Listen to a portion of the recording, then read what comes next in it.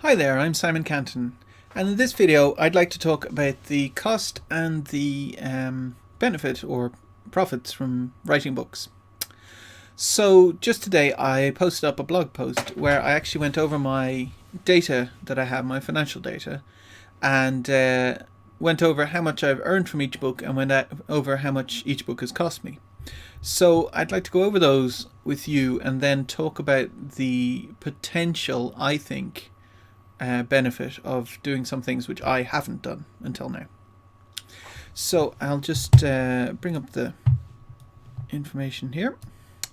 So the first book I ever wrote, or first book I ever published rather, I wrote 3 books, but I never published the first 3. But the first book I published, I spent $500 on the cover, and that was because it was a 99 Designs competition. So after that, I then got another cover from the same artist for $300 because then he didn't have to compete. So $500 was just because it was the first time.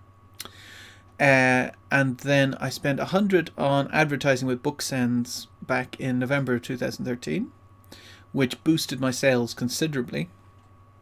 I then applied for a free placement on eReader News Today, and I got it in March of 2014, and that boosted my sales again.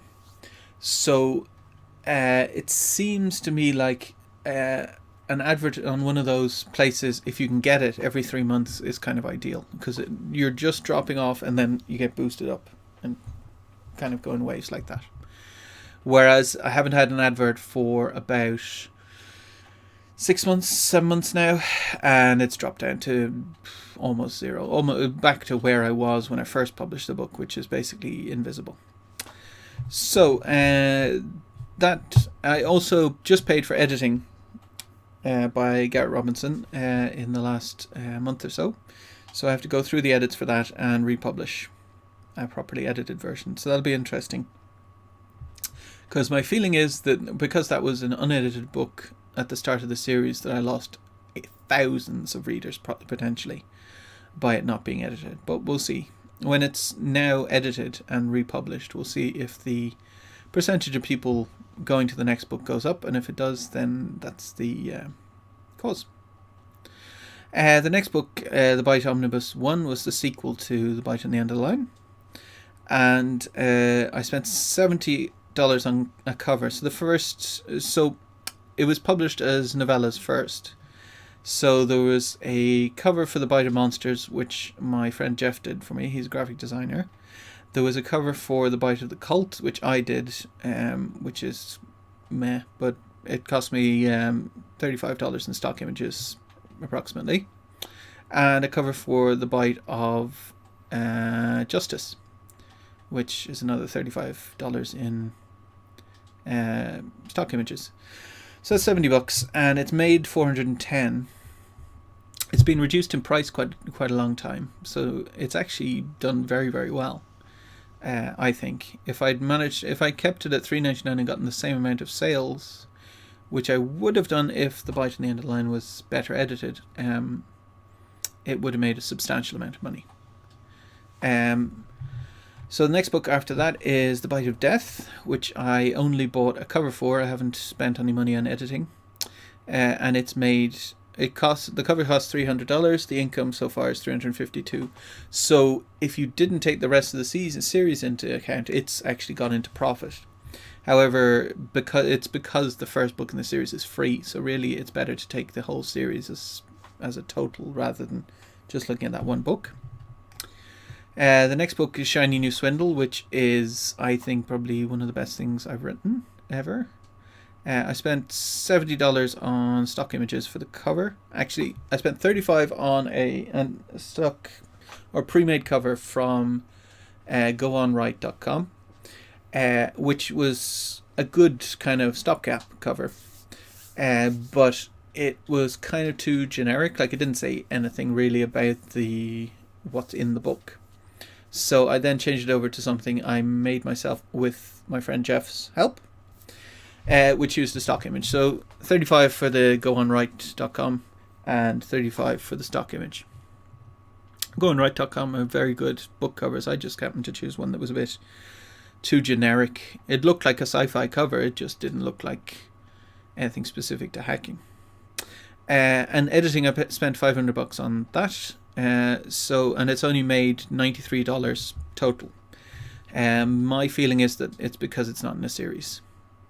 If it was free as a series starter, and then I had 2 or 3 more books in that series, my feeling is that it would, as a series, it would earn its money back very quickly, because I think it's a really good book. It's just no one's reading it because it costs $4, and people don't want to take a chance on a single book for $4.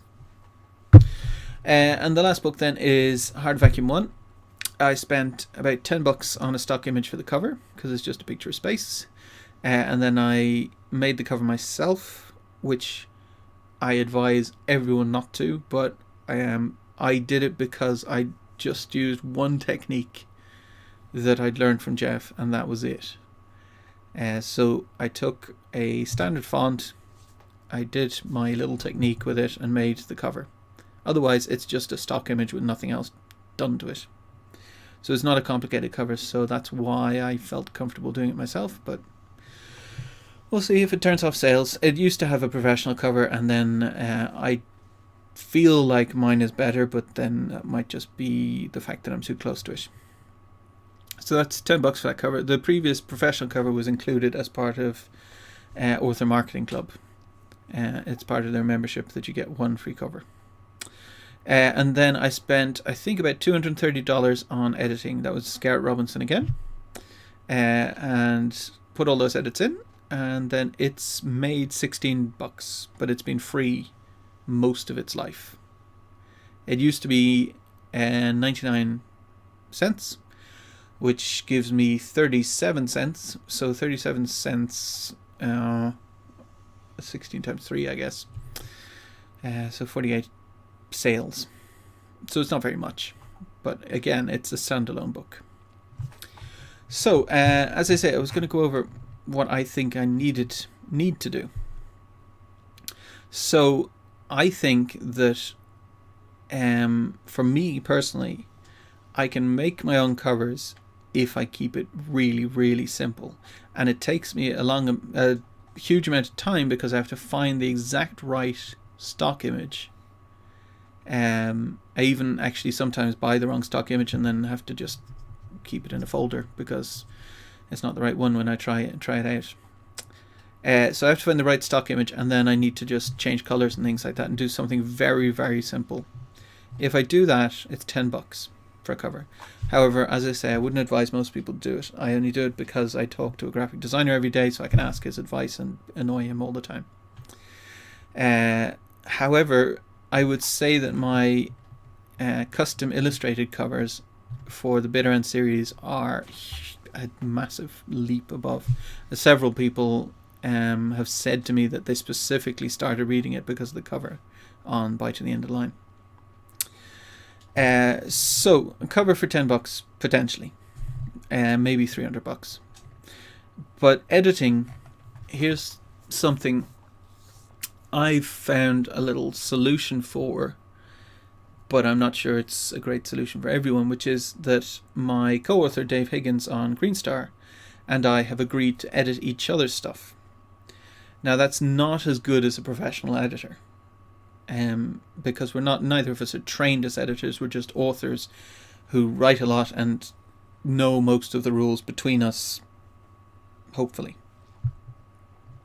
But that's the way I'm getting around it. So that's a potential solution for other people. If you know someone who's really good at grammar and spelling, which Dave is, then try and hook up something like that if you want to have editing for free. So that brings me then to advertising. So for advertising, I think you have to really spend the money. It's $100 is what I spent on the BookSense. It was Book Blast at the time, but BookSense promotion, which worked really well. eReader News Today was free.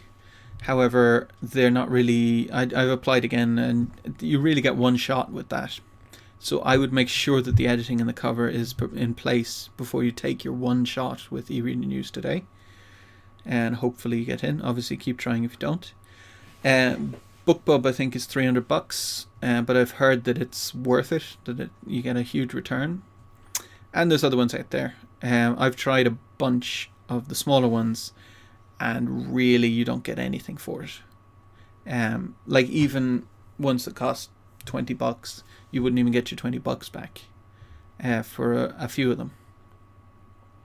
So any that are free, I might try again.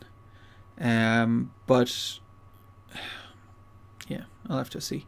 Really, I need to get advertising going soon.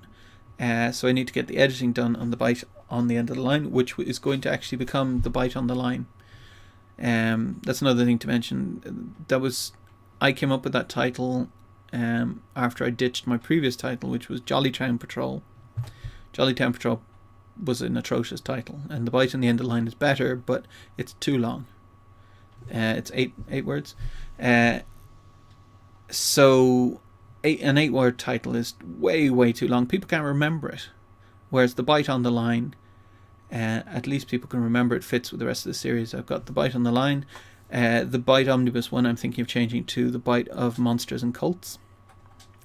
The bite of death, and then the bite of Forest Dark is the preliminary title for the next one. So yeah, that's where I'm at. So I think that the cost of publishing a book, I have gone in some ways for the high cost solutions for covers. I've also tried out some editing. For Shiny New Swindle, the editing made no difference, but it's an isolated book, so it's difficult to kind of do anything there.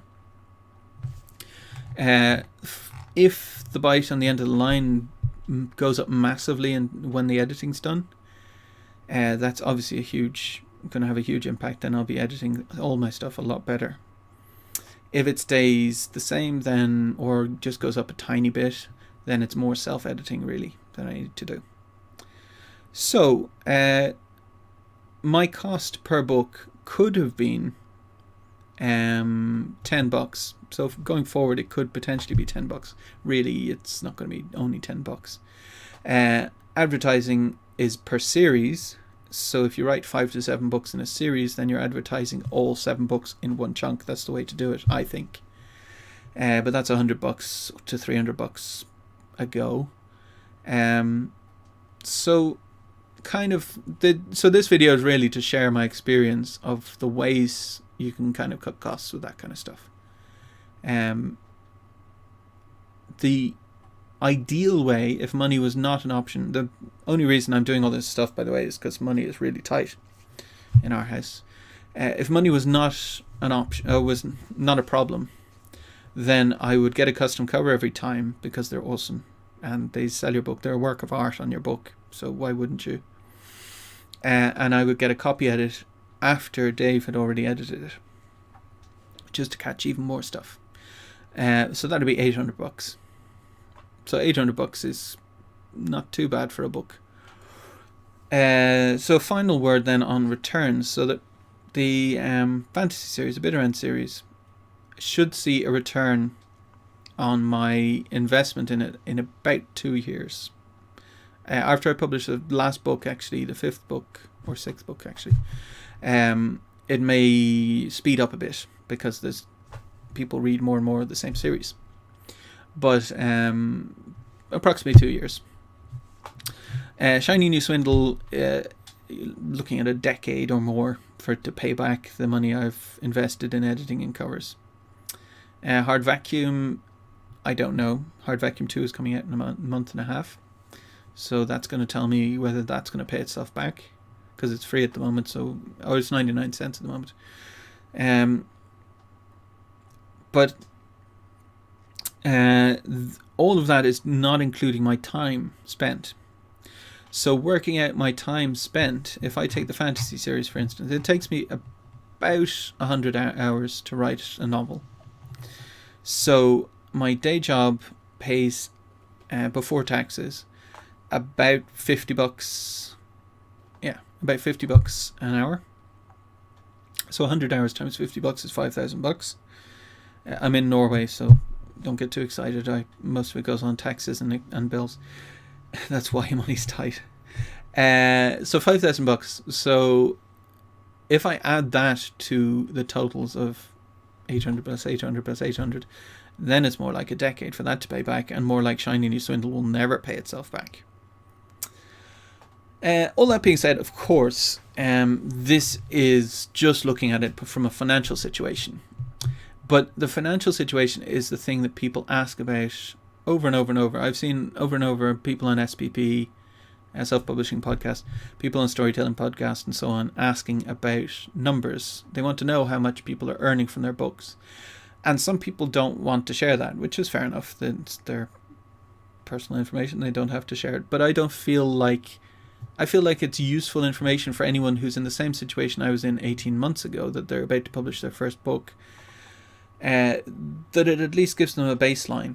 So if they do way better than me, then they go, oh, great, well, that's wonderful. If they do slightly worse than me, then they can kind of look at the things I've spent money on and kind of estimate where they might put in a little bit of money. So that's about it. So thank you very much for watching, and I will see you next time.